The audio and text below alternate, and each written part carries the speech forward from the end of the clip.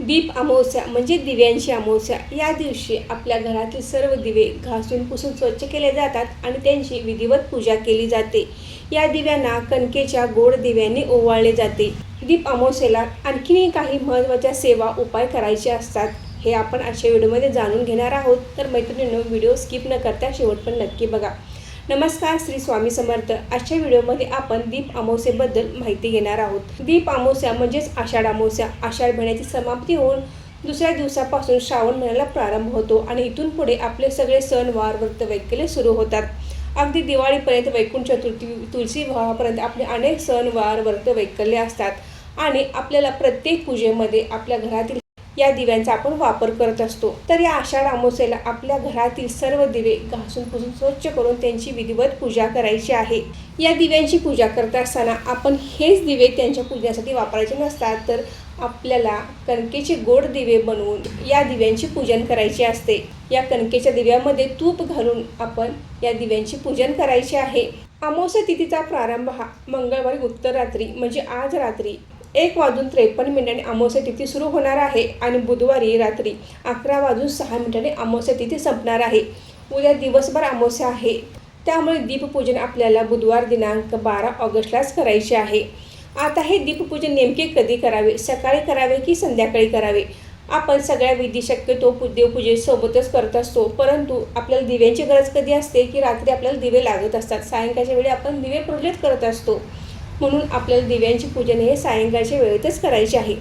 तुम्हाला शक्य नसेल आणि तुम्हाला जर सकाळीच करायचे असेल तर तुम्ही सकाळीही दिव्यांचे पूजन करू शकता आणि जर हे दिवे विझले, तेल संपले, तर संध्याकाळच्या वेळेत परत या दिव्यांमध्ये तेल घालायचं आहे, परत दिवे प्रज्वलित करायचे आहेत आणि परत धूप अगरबत्ती लावून सायंकाळच्या वेळेत देखील या दिव्यांचे पूजन करू शकता. दीप अमावस्येला दिव्यांच्या पूजनासोबतच मुलांचे औक्षण करण्याला देखील महत्त्वाचे आहे. आपल्या घरातला प्रकाश देणाऱ्या दिव्यांचे आपण पूजन करतो, तर आपल्या वंशाचा दिव्यांचं देखील आपल्याला पूजन करायचं आहे. आपल्या घरातील मुलगा मुलगी यांची या दिवशी औक्षण करायचं आहे.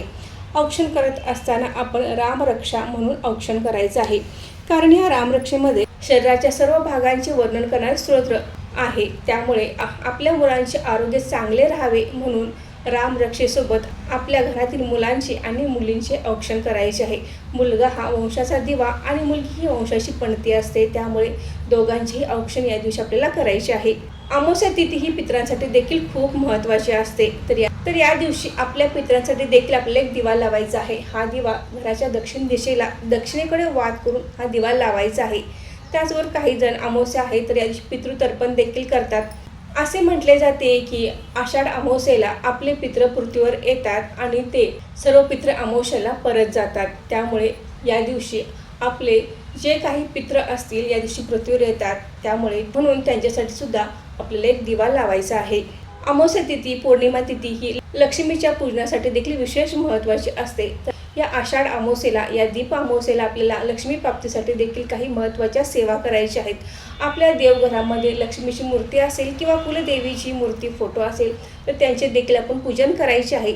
यासोबतच काही प्रभावी सेवा देखील आपल्याला करायच्या आहेत. यामध्ये तुम्ही श्रीसूक्त म्हणू शकता, विष्णू गायत्री मंत्र, लक्ष्मी गायत्री मंत्र किंवा देवी लक्ष्मीचा कोणताही मंत्र म्हटला तरी चालतो. फक्त तुम्ही श्रीम श्रीम या मंत्राचा देखील जप करू शकता. लक्ष्मी प्राप्तीसाठी या प्रभावी सेवा आहेत. तर अमावस्येला उद्या आपण लक्ष्मी प्राप्तीसाठी यापैकी कोणतीही एक सेवा करू शकता. सगळ्या करणे शक्य असेल तर तुम्ही सगळ्या देखील करू शकता. आपल्या कुटुंबाच्या प्रगतीसाठी, आरोग्यासाठी आपल्याला आपल्या पितरांचे आणि देवी लक्ष्मीचे आशीर्वाद असणे आवश्यक असते. त्यामुळे अमावस्येला आपण आपल्या पितरांच्या सेवेसोबत देवी लक्ष्मीच्या देखील भरपूर अशा सेवा करायच्या आहेत.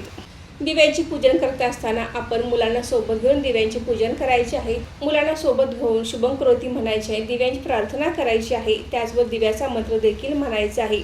दीप अग्नी सूर्यस्तु तेजसा तेज उत्तमम गृहाण मतकृताम पूजा सर्व काम प्रदोष भव हा मंत्र देखील आपण म्हणायचा आहे.